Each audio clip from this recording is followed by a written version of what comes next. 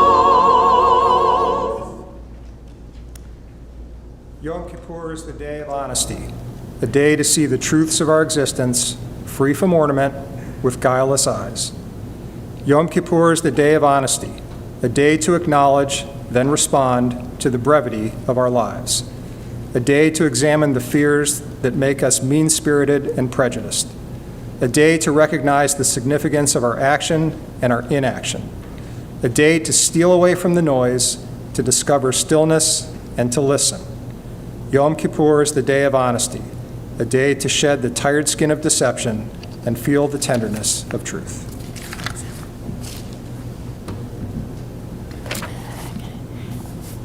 Before the chanting of Kol Nidre, I want to share a few thoughts based on the words of Sidney Greenberg. Robert Frost wrote the famous words, "The woods are lovely, dark, and deep, but I have promises to keep and miles to go before I sleep." Frost was once asked what promises he had in mind when he wrote these words. The poet replied, "Oh, promises to myself and promises to my ancestors." All of us, like the poet, have promises to keep to ourselves. And not only promises that we put into words or that we write above our signatures. Some of the most sacred of promises are made without words in the silent sanctuaries of our souls. They are the promises to abandon bad habits or to create good ones, to reconcile friendships and relationships, or sometimes to let them go, to give from the heart, to appreciate goodness, to hold fast to idealism, even when that seems difficult, to work toward justice. And some of our most sacred promises are those we make to our ancestors, to maintain tradition, to do good, to be ourselves, to live well, to remember. With Kol Nidre, we consider our promises.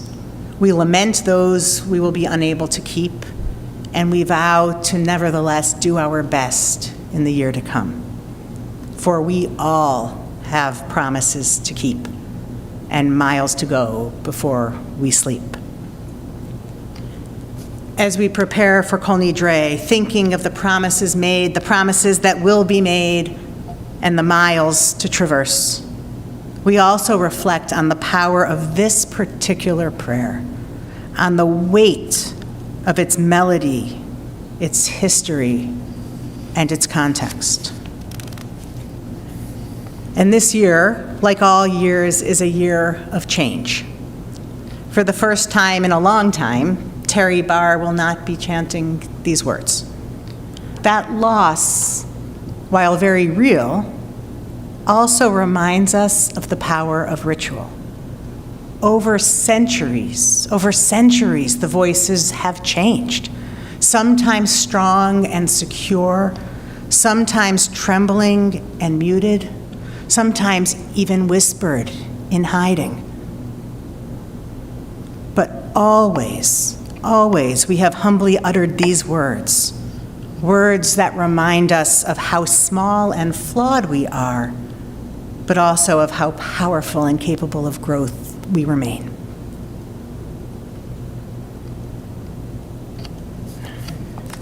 We join together in the words at the bottom of page 44. For those who choose to rise for Kol Nidre, we rise. Etched upon the memory of our people are images past. You can join me. Words once spoken, lessons once taught. The memory of generations resides within us. As we hear the Kol Nidre, we are connected to those moments, to the stories of time lost to our consciousness.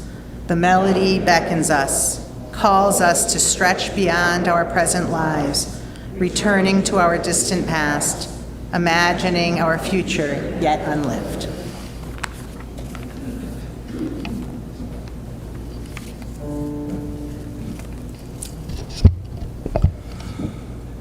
Kol Nidre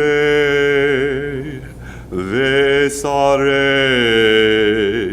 Vacharame וקונמי, וכינויי,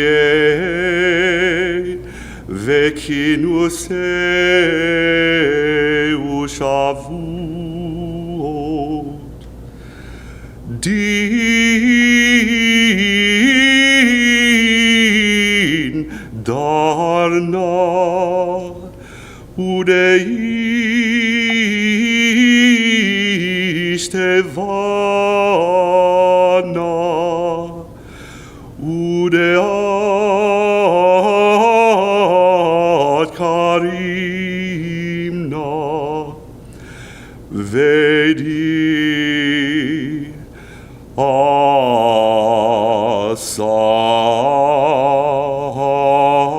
אסרנה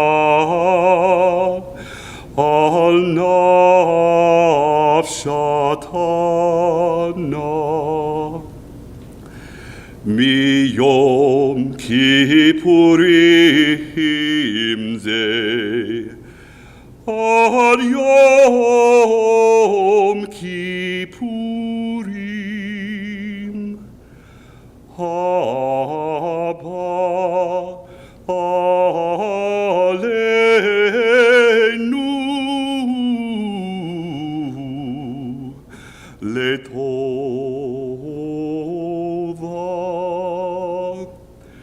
כל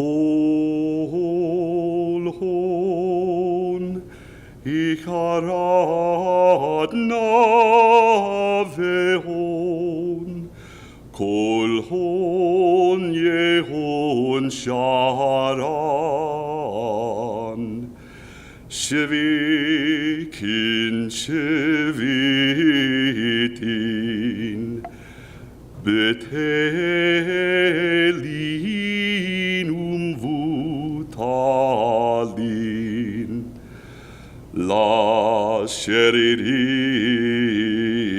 לשרירים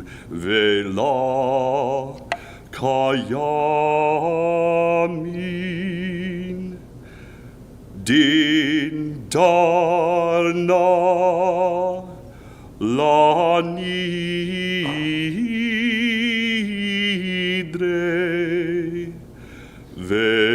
ואסרנה לאסרי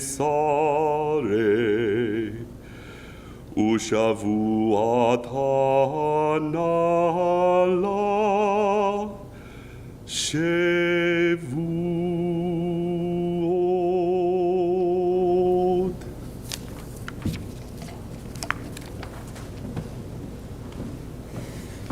Thank you. We join together in the English. Let all our vows and oaths, all the promises we make and the obligations we incur on ourselves between this Yom Kippur and the next be null and void, should we, after honest effort, find ourselves unable to fulfill them. Then may we be released from them. You may be seated.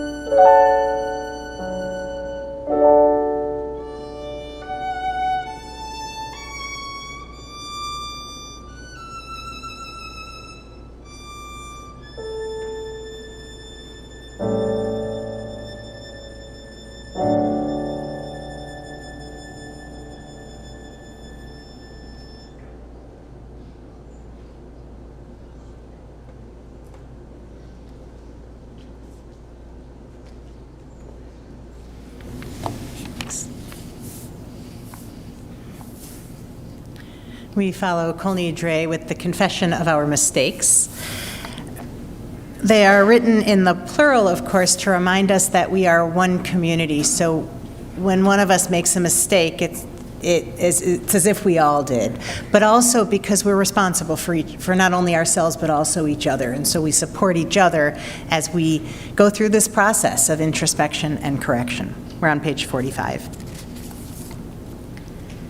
We have acted against life, both willingly and unwillingly, both knowingly and unknowingly. We have denied the best within us when we avert our eyes from the sight of the afflicted. We have acted against life when we block our ears to the cries of the hungry. We have denied the best within us when we turn our backs on the plight of the dispossessed. We have acted against life when we silence our tongues in the presence of wrongdoing. We have denied the best within us when we mute our voices, refusing to join those who protest against injustice. We are sorry for our actions.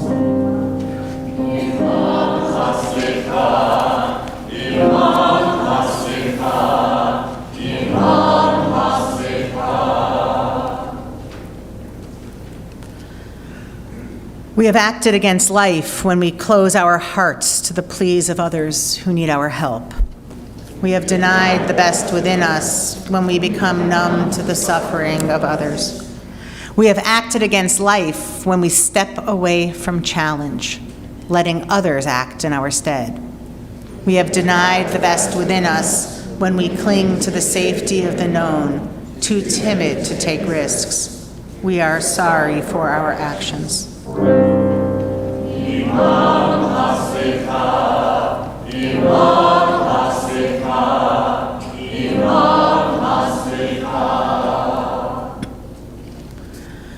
We have acted against life when we place more value on youth and beauty than on age and wisdom. We have denied the best within us when we fail to call those who sit waiting for the sound of our voice. We have acted against life when we narrow our visions, demanding conformity from those we love.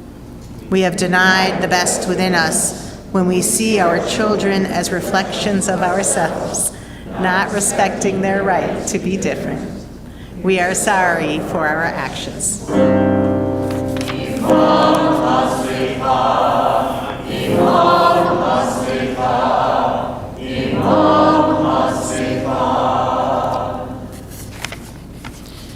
We have acted against life when we succumb to the intoxication of ambition at the expense of our family. We have denied the best within us when we are too busy to spend time with those we love. We have acted against life when we withhold a touch, leaving to others the drying of tears. We have denied the best within us when we hurt others, yet do not say we are sorry. We have acted against life when we allow the moments to tick by without challenging ourselves. We have denied the best within us when we accept mediocrity and fail to test our limits. We have acted against life when we let pain and illness blind us to beauty. We have denied the best within us when we fail to appreciate what we have, dwelling on what we have not. We are sorry for our actions.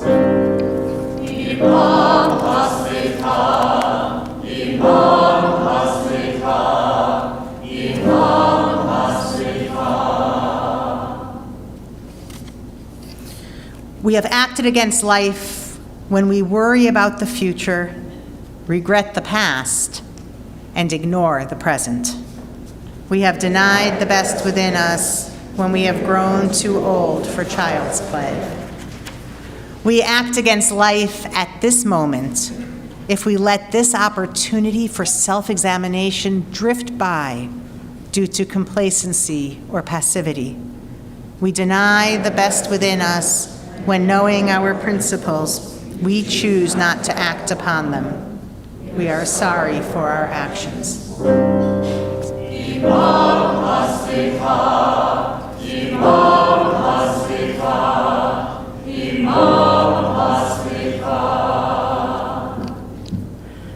We have transgressed against life when year after year we mouth the words of these services, never turning our words into action. Some of you may know this is my daughter, Tess. And Tess came in for Yom Kippur and agreed to help me with something.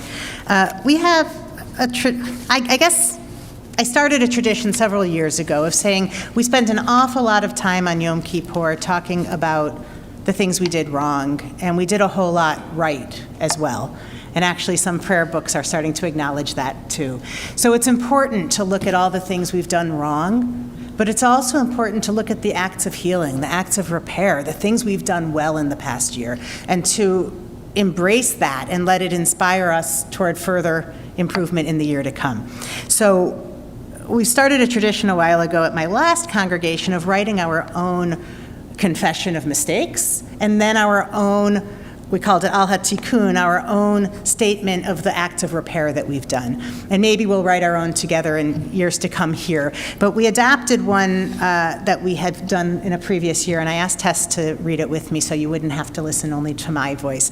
But fill in for yourselves also those acts of repair, those good things that you've done, because the world can use those lights and we can use reminders that we are that light. We honor life when we honor ourselves. We celebrate acts of healing ourselves, surviving, persevering, and managing tasks. And accepting limitations and asking for help. Reframing our priorities and making good choices. And reframing our worldviews and setting good goals. Devoting ourselves to learning. And growing at work and in creative endeavors. Making time for ourselves and doing things we didn't know we could do. And worrying less about results and more about experiences. Finding community and opening ourselves up to friendships. And caring for our physical and mental health. Forgiving ourselves for wrongdoings in the past. And releasing the anger from wrongs we have suffered. We honor life when we honor others. We celebrate acts of healing others. Being loving parents and partners. And being loving children and friends. Helping struggling loved ones with gentle care. And graciously accepting the care of others. Being present and listening actively. And learning to respond rather than to react. Cultivating patience and understanding. And using kind words rather than angry ones. Accepting and appreciating people as they are. And helping to make their lives better. We honor life when we honor our world. We celebrate acts of healing our world. Volunteering in the community and helping those who are in need. And protesting injustice and advocating for those who are oppressed. Seeking understanding of those who are different from us. And fostering compassion for those whose struggles we find hard to understand. Reaching out to those who are sick or alone. And finding ways to make others smile. Trying to inspire others. And striving for tikkun olam. Ve'al kulam, and all these things bring light to our lives and to our world. Thank you, Tess. So congratulate yourselves a little for the good.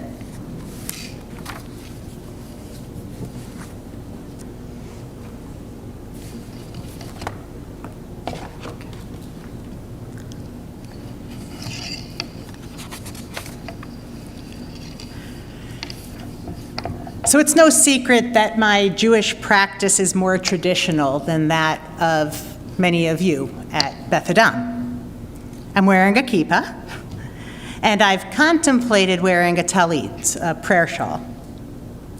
For years, my family has said the traditional motzi before meals. I have a fondness for many of the songs, the Jewish songs I grew up with, and we've even adapted some of them to fit with our philosophy here. For the most part, I don't eat pork or shellfish. I use words like prayer and soul and miracle a lot. I usually fast on Yom Kippur. For these and other reasons like them, I was initially unsure of whether we would be a good match. But then, way back when we were dating, you called it the search process, I called it dating. Something started to happen. The first time it happened was during my in-person interview weekend. I was treated to dinner at a wonderful restaurant, one that specialized in seafood. And the next day, in the building, lunch included a pork option. I had never experienced this before. It felt wrong, just wrong. Like Beth Adam was spitting in the face of tradition just because it could. But I really liked this place. And I really, really liked you. And since I liked you, and I saw you as thoughtful people, I reasoned that maybe I was missing something. Maybe this sat within me. Perhaps you've been there too, faced with something that seems so obvious, so self-evidently right or wrong, only to realize later that your own assumptions were misleading you. Maybe it was a family tradition you never questioned until someone else challenged it. Maybe it was an opinion you held strongly until you heard a heartfelt counter-argument. Maybe it was an action you fiercely defended until someone showed you how much it hurt them. Well, after quite a lot of pondering about the whole pork and shellfish thing, after consulting with people I trust, I realized I was making problematic assumptions. I was letting orthodoxy establish the standard. So while I thought I was meeting others halfway, I was in fact considering the feelings of those who are more conventionally observant, while overlooking the feelings of those who were less so. And worse, I was assuming that one choice, that one, was principled, and that the other one was not. I realized that letting everyone choose what they eat and avoid, letting everyone choose for themselves, may benefit everyone and actually hurt no one, even the people that complain that maybe it hurts them in some way. If I believe in choice, I thought, why not provide choices for everyone, not just those who believe or practice in a certain way? It sounds like a rosy story, but all this questioning does not mean that I became completely comfortable with pork and shellfish in the building. But making space for doubt, I have to take this watch off because it's clinking and it's driving me crazy, so 1 second.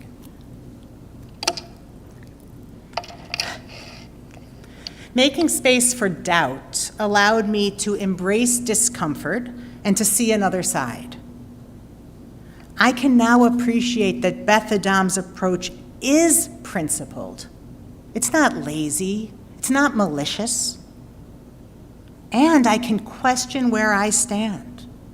I can now meet the community where it is and learn from you and with you rather than imposing my assumptions upon you.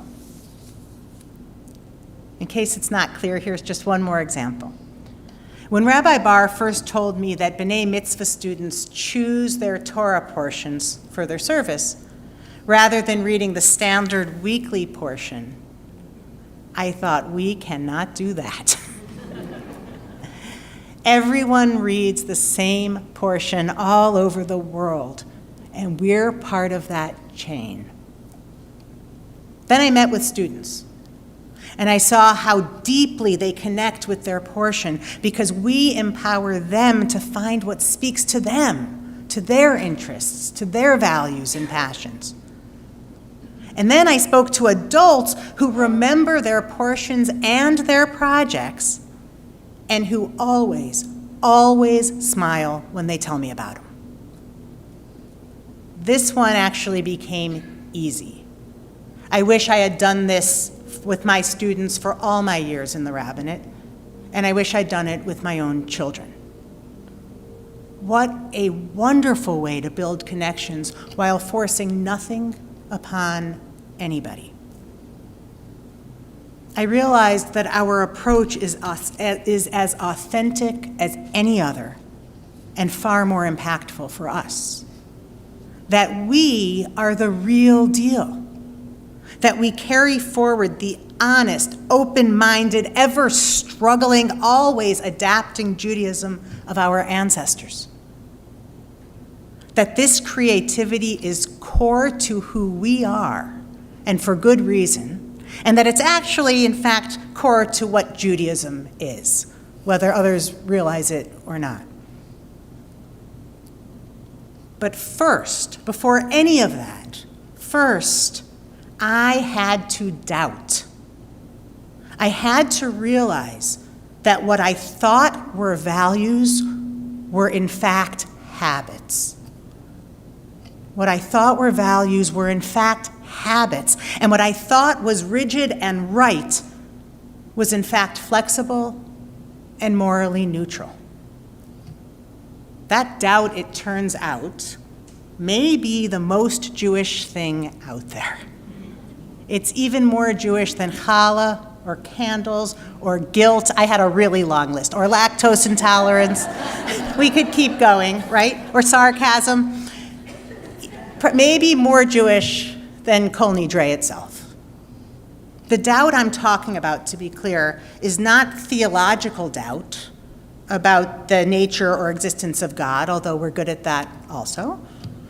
Nor is it paralyzing doubt that leaves us overwhelmed and self-critical. And it's not cynical doubt that leads to judging others and denying goodness. This is productive doubt that challenges us, sometimes painfully, to pause, reflect, and grow. Productive doubt is the opposite of blind certainty. And it's most crucial and most painful when we feel most certain. It is never easy to embrace this doubt, and yet it is essential. As the philosopher Voltaire supposedly said, doubt is not a pleasant condition, but certainty is absurd. Doubt is not a pleasant condition, but certainty is absurd. Imagine if all streams of Judaism took productive doubt seriously. An orthodoxy that is orthodox because it has wrestled with itself and chosen conviction over habit. A Reform Judaism that clings to some rituals and not to others, not out of habit, but because it has done the hard work of questioning and clarifying what really matters.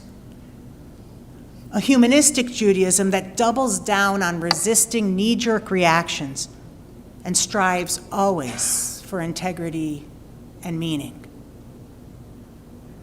And imagine if society did the same. Elevating introspection and the search for greater understanding, and honoring those with the courage to change their minds. Those of us who approach Judaism intellectually as well as spiritually, we are uniquely positioned to set this example. We know something the world needs to learn. That we win not only when we hold strong convictions, but also when we challenge them. Our willingness to doubt may be what empowers Judaism to evolve and enables the world to soften and heal. What we can model begins with the very doubt that Yom Kippur encourages us to embrace, because only self-critique can provoke change. The entire month of introspection leading to this day is about recognizing something really profound, the fact that we just might have been wrong. The whole month is to remind us that it is possible that we are fallible and we might have been wrong. Teshuvah, repentance, literally means, as you know, literally means turning. We turn our assumptions to see them from every angle. And only then do we turn ourselves as needed. In this paradigm, certainty becomes the transgression, and doubt a virtue. This is the turning, the doubting that Beth Adam nurtures. In an upside-down society in which digging in and expressing certainty are hailed as virtues, we model the opposite. We don't tell children, or adults for that matter, which choices are good. We teach how to ask questions and how to make good choices. Very few communities so firmly live the values of critical thought, integrity, and accountability. It's Beth Adam, after all, that challenged me, kicking and screaming, and I kind of mean that literally. It's Beth Adam that challenged me, kicking and screaming, to engage with doubt in this way, to plow, sometimes painfully, through complex feelings, and then to be energized and inspired by that engagement. Without grappling with doubt, I would have discovered in the dating process that this was any old job, and I would have turned it down. Instead, because you challenged me, it became a gift to me, a passion infused with love and life and meaning. Doubt did that. Doubt did that, not faith, not certainty.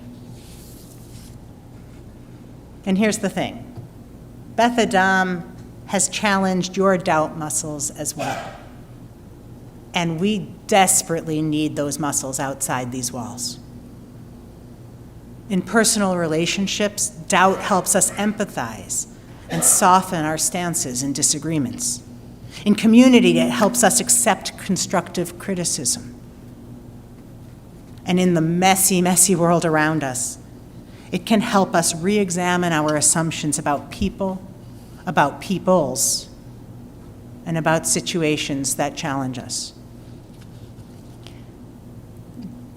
Doubt, if we let it, helps us assess whether our moral high ground really is the high ground, whether we're considering the lived experiences of others, whether our motives are as pure as we hope and say they are. Sometimes our questioning will confirm the convictions we already hold, and sometimes it will lead us to change our minds or tweak our views. Those two outcomes are equally valuable. So how then do we exercise this doubt muscle? We do it by naming our assumptions, asking hard questions about our blind spots, and listening when others point those blind spots out, sitting with the discomfort of uncertainty. When we do all this, we improve relationships, we nurture curiosity and courage, and we give ourselves permission to mature and change. Doubt fosters humility, it bolsters empathy, it encourages cooperation. It makes us feel stronger, not weaker, more flexible, not less, and more able to act with integrity. A dose of doubt, ironically, makes us more certain of who we are. Our biblical name, the people Israel, reminds us that this doubt and certainty go hand in hand. You may know the biblical story. A messenger, perhaps an angel, attacks Jacob in the night, and the two of them wrestle. They fight. Some say Jacob is actually wrestling with his own demons, with his own doubts. At the end of the fight, this messenger, this angel, blesses Jacob with a change of name, and he becomes Yisrael, from the root to struggle. To struggle. He emerges limping, but also blessed with a deeper sense of who he is. His story reminds us that doubt and struggle are the conditions for growth and insight. As we perhaps limp into this new year, we ask ourselves, when have we transgressed by digging into certainty and failing to ask questions? And when have we had the courage to doubt? What are the doubts we carry with us? And how might they, like Jacob's struggle, move us toward clarity and purpose? And lest we forget that doubt can indeed be a virtue and a friend, because it's easy to forget, we can look right here at our remarkable sanctuary windows, and they are remarkable. At first, I thought the depiction of the Big Bang was an adolescent mocking of the creation story, another case of we did it because we could. But now I see these windows very, very differently, as a declaration that science and spirit can live together. That we don't need a fictional story with a God of creation to remind us that the world's existence is awe-inspiring. These windows tell us that the Big Bang is our miracle and our creation narrative, that awe and reason can coexist. Doubt led Beth Adam to seek and find the miraculous, and then to beautifully, beautifully depict it. The windows themselves are an act of doubt turned into wonder. In this new year, may doubt, like our windows, bring us wonder. May we let it challenge us, soften us, and guide us toward humility, honesty, empathy, and renewal. And may we emerge, not always more certain of our views, but more open, more certain of who we are, and more whole. Ken Yehi Ritzonenu. May it be our will.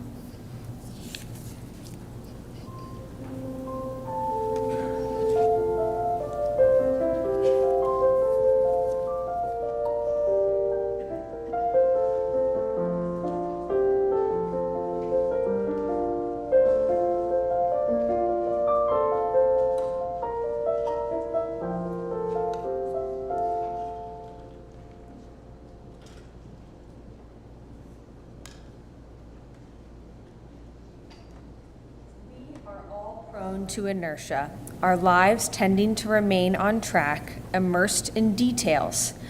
Except for occasional turbulence, we stay fixed in a web of routine. The diversity of life's possibilities goes unexplored. Our unknown potential remains dormant. The world's problems abound wherever we look. Events become critical, and we are made instantly aware. Quickly, though, we calculate the distance misfortune strikes from our own lives and move on, steering a safe course down a familiar road. What finally moves us in new directions? What propels us to make significant choices, inspires us to make bold changes? Occasionally, hearing of the illness of a friend or loved one, experiencing the shock of a sudden death, we pause, looking inward for a moment. It seems that as we notice the quickened pace of time, when the quiet unveiling of our own mortality sets in, only then are we moved to resolution. When we confront the pain that life offers, only then do we examine the web we have woven into our lives. The benevolence of time lulls us to sleep, but the reality that we lose our loves, our life, our world, awakens us to our singular opportunity. Too often we wait for the pain of life's experiences to prod us, but we need not wait for sorrow to urge our response. We can look to ourselves rather than to life's better experiences to question our use of time, to use this precious limited resource in a more vital way. We must come to know our choices, to begin celebrating our lives, to revalue the web of our existence. We must challenge ourselves to find the time and strength to rejoice in life's pleasures, give time to our loved ones, expend energy to make our world a better place. May we use time wisely, savoring its limits, considering well the measure of our days.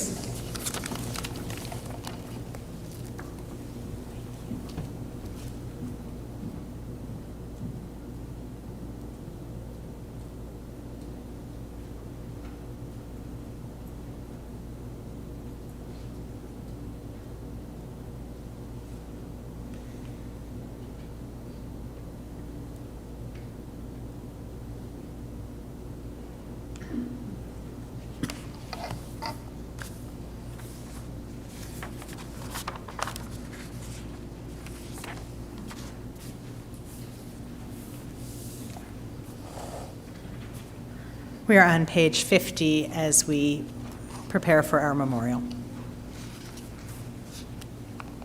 We remember now those with whom we shared, those who gave us strength, those we cherished, those we loved. We remember them at daybreak as the sun peeks over the distant horizon. We remember them at dusk when vision is difficult and shapes are poorly defined. We remember them at the first signs of spring as the first blossoms bloom. We remember them in the stillness of winter as the stark branches are set against a cold winter sky. We remember them when we are alone and afraid of tomorrow. We remember them at times of joy, wishing to share with them once more.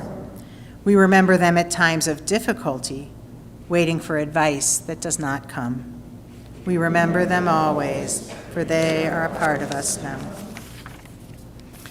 We recall now those we've loved and lost, as well as all those who have only us to remember.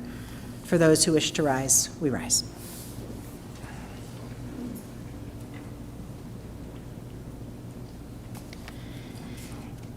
Ein bidei hamada takoach la korma shetamun balev.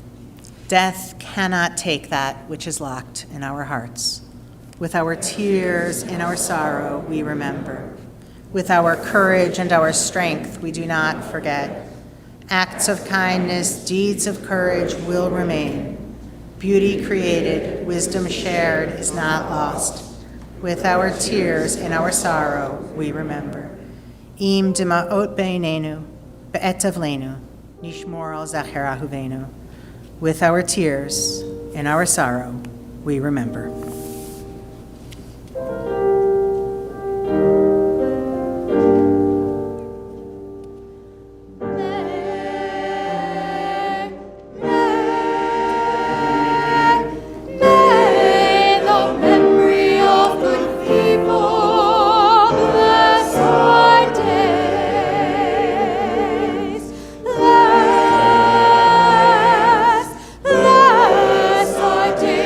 Bless our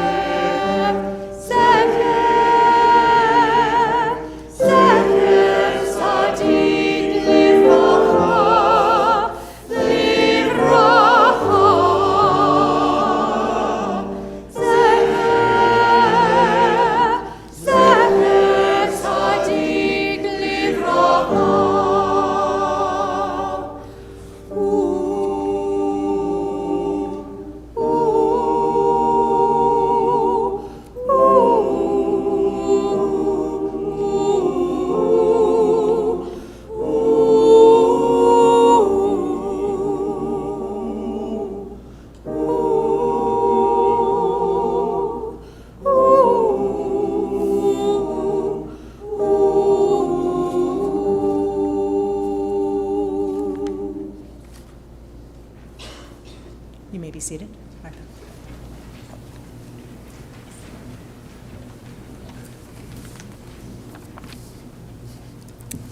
My readers on. Shana Tova and good evening to everybody. I'm Martha Keene, the Vice President of the Board of Beth Adam, and I want to welcome each of you both here in person and online. As we bring our Kol Nidre service to a close, I want to reflect on the meaning of this evening. Tonight is about pausing, taking stock, and reminding ourselves that we always have the chance to grow, to repair, and to begin again. It's about honesty with ourselves and compassion for others.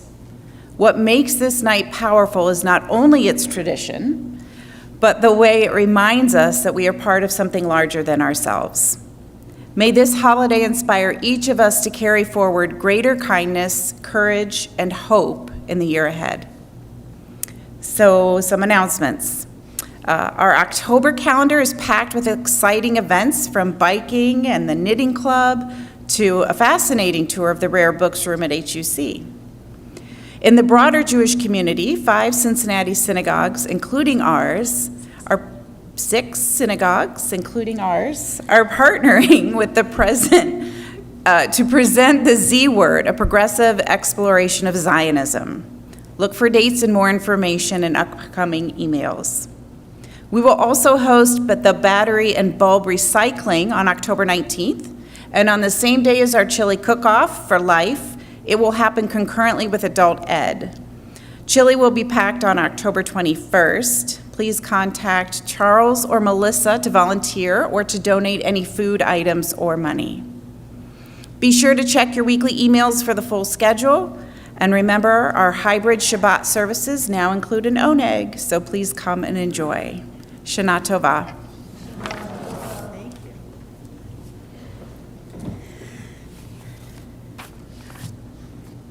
You'll be quizzed on those dates. So will I. I just want to underscore, please remember to bring your donations for the food bank by tomorrow morning so that we can make sure that we get it to them and it doesn't sit here instead. Thank you to everybody who participated in the service, to our readers, to everybody who helped us get ready. A special thank you to Andrew and to Eva for the beautiful, beautiful rendition of Kol Nidre. We appreciate the time and effort and love that you put into that for us.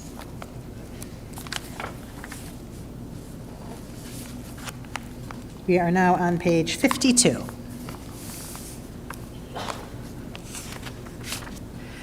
Averot shebein adam l'chavero, ein yom hakippuro mechaper ad shiratzeh et chavero. One's unloving acts, misdeeds, selfishness, or any act that causes another human being pain is not forgiven or forgotten on Yom Kippur until one makes peace with the one who was wronged. Let's continue responsively. I'll take the first paragraph. We have been wronged and we have wronged others. And though we gather with the best of intentions, what we have done is not changed by our presence here. Those whom we have treated badly still feel the sting of our actions. The words we spoke in anger echo in the ears of those who felt our wrath. Our loved ones have been bruised by our misdeeds. The sins we have committed were not erased as we crossed the threshold of this place. Our presence this night does not serve as penitence for cruelty we may have inflicted, neglect we allowed, selfishness we enjoyed. And though the past remains, there is the potential for us to repair the damage we have caused. But this feels we must find a new strength grounded in self-reflection, honesty, humility. Too often we fear revealing to ourselves and to others that we are limited, that our actions are not perfect, that our judgments may be flawed. We fear that admitting our mistakes, acknowledging our failings, knowing we have wronged, will weaken us in the sight of others. It is only if we overcome these fears that we can achieve a strength we do not yet know. Tonight, we allow feelings that often lie dormant to surface: regret, disappointment, shame, anger, not as self-flagellation, but as motivation. We leave here committed to changing, correcting, repairing that which we have done. For the meaning of tonight lies not in what we speak here, but in what each of us does when we leave this place. The meaning of this night lies within the acts of repair that we are willing to attempt. The meaning of this night lies in our own apologies and in our willingness to hear when others seek out forgiveness. Though our service will draw to a close, our task has just begun. Thinking of that task, thinking of the time we've had tonight, we close with a reflection followed by our closing song, or our closing benediction, excuse me. I mentioned at Rosh Hashanah I'd be sharing some poetry of Rich Orloff because we're hoping that he will do a liturgy workshop with us. This is one of Rich Orloff's pieces entitled A Prayer for Overcoming My Strengths. A prayer for overcoming my strengths. I am better at arguing than I am at agreeing. I am better at guarding than I am at allowing. I am better at wrestling than I am at embracing. I am better at building walls than I am at opening doors. I am better at cynical doubting than I am at making space for the unknown. So I pray. Let me not rely on my existing strengths to get me out of the holes I've dug, but find new strengths yet unknown. Let me strengthen each weakness. Let me weaken my strengths. Let inspiration help me transcend the limits of old thoughts. Let me discover what lies beyond the me I think I know, the world I think I know, the reality I think I know. Let all of life be embraced by the vulnerable, humble me. On this Yom Kippur, as we embrace doubt, vulnerability, and humility, may we indeed find blessing as we forgive and are forgiven. We close with our final words of blessing, page 53.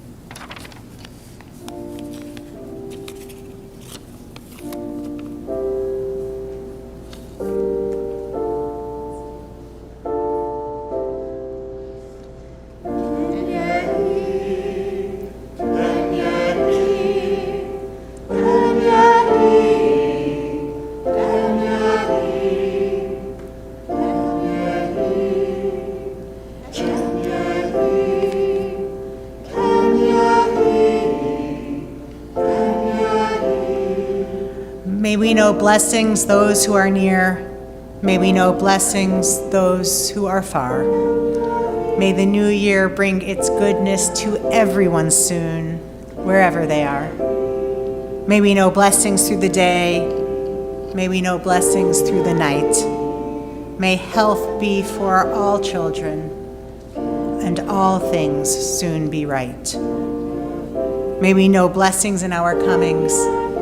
May we know blessings when we depart.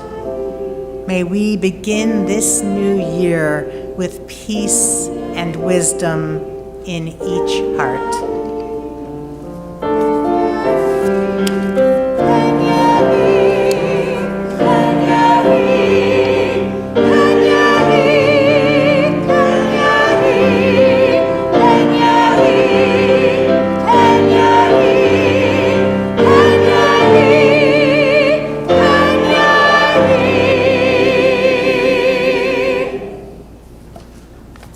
Thank you to our choir. Shana Tova and a meaningful Yom Kippur to each of you.